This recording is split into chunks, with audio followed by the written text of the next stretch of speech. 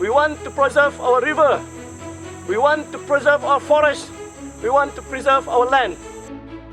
Forced displacement is actually a cultural genocide.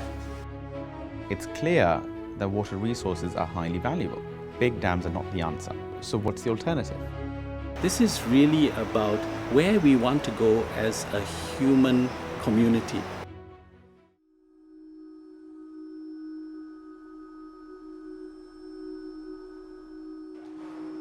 Displacement of indigenous people from their lands has been a common practice in Malaysia for over half a century.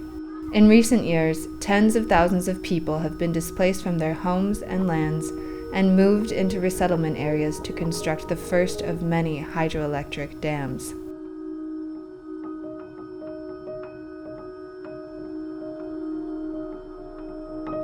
Out of those 40 to 80 million people, more than half are indigenous people. So dams really are an instrument of destroying indigenous cultures.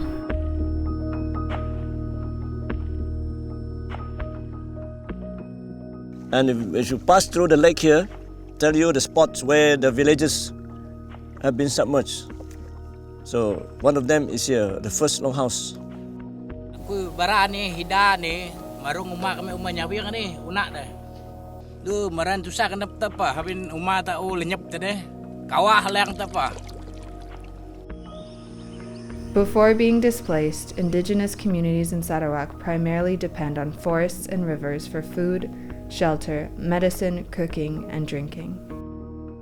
When they were in their own original place of living, they were cash poor, but they have everything they need. The food, the shelter, and all the rest of it to support their way of life. Saya ucapkan dalam rangsangan ini, permula seorang yang berpindah ini, dasarnya di rumah pancang dulu di tempat lama. Semua wong-wong itu, giam-giam itu sudah hapus, Pak. We have all that we need are here. We have the land. This is the most important thing. You have land, you live. No land, you die. When dam building companies and governments begin to resettle indigenous communities, they make many promises, including better housing and farmland, schools for their children, and adequate monetary compensation. Once moved to their new homes, families discover that their lives are far from what was promised. So very little of the power from the SCB grid actually makes it to rural communities. You can see the transmission lines running right overhead, and that community is not supported at all by the dams. They're taken out of their village, they're thrown into some shoddily built housing, often lousy access to water, no access to electricity, even though they may have lost their land to provide electricity for other people. And there's just a litany of broken promises and broken lives. The argument is often made, oh, these indigenous people, they're living in the past and we're doing them a favor by bringing them forward into the modern world. But it should be their decision what sort of life that they lead, and it's not up to some government bureaucrat or corporate dam builder to say, okay, we're going to take him from a way of living that we don't like and put him into a way of living that we think he should live in. Mana ada bau ini macam air. Tengok kamu bukan. Cuma ada mau kena tanah itu. Tidak ada pakai kita cari duit itu. Pasang pukat bukan ada ikan. It's definitely not healthy to drink or swim at this stream anymore. At the dam, some kind of disease, from the water. What we call over here we call it kencing tikus, and its scientific name is something like medulosis, something like that. And some people die because of that, and some people get very sick and they didn't recover and have to live with it. The same communities that were promised improved living conditions, employment, sufficient farmland, and education are now living in poverty and sickness in their new settlements. No anak kami, no nco kami pelaan. Lima doji ti no abanda ilo penguman dah, abanda ilo urip dah. Abanda na tubuh dah, abanda na kebun dah. Aban mesti anak sekolah. Rigit jinu aban mesti anak te sekolah. Anak melok 2-3 bulan menhinok ya ala pengjam nak. Menhinok sengalah haman nak. There are so many people at one place, crowded, no place to go. There's no big river like this where they can go fishing. So some people, they don't know how to use motorcycle, they don't know how to use motor car. So they cannot go anywhere. Like you put them in a jail. Even if let's say you compensate them,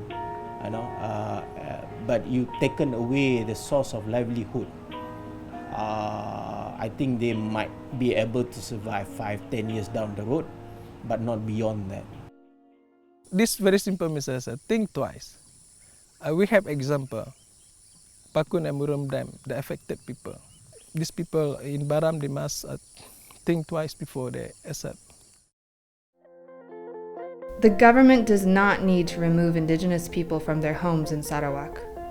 Small-scale, decentralized energy solutions are a feasible and logical alternative to mega hydro projects that will protect the rights of indigenous populations and generate sustainable energy.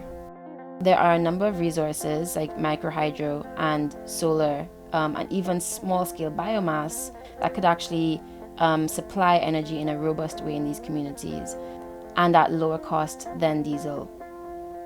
Societies that are discussing major investments in their energy systems don't look back to 1950s type technologies, but rather look forwards and see what's the grid of the future going to look like. And it's pretty clear in the US, in Europe particularly, and now changes happening elsewhere also, that it's going to be a mix. There's going to be a lot more small localized generation sources. There's going to be a lot more diversity of sources, so solar and wind and geothermal and biomass and microhydro, where you've got the right resource for that.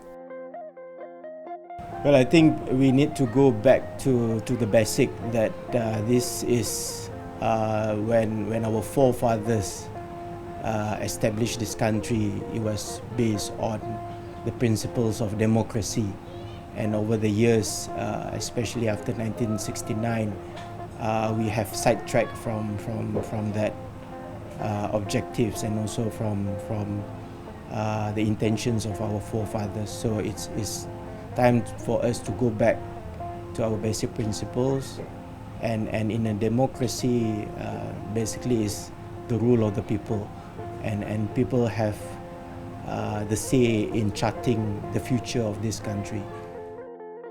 We have a petition to the government, and we have collected about 10,000 signatures of the people of Baram who are against this dam project, but the government seems not to listen to these voices of the people.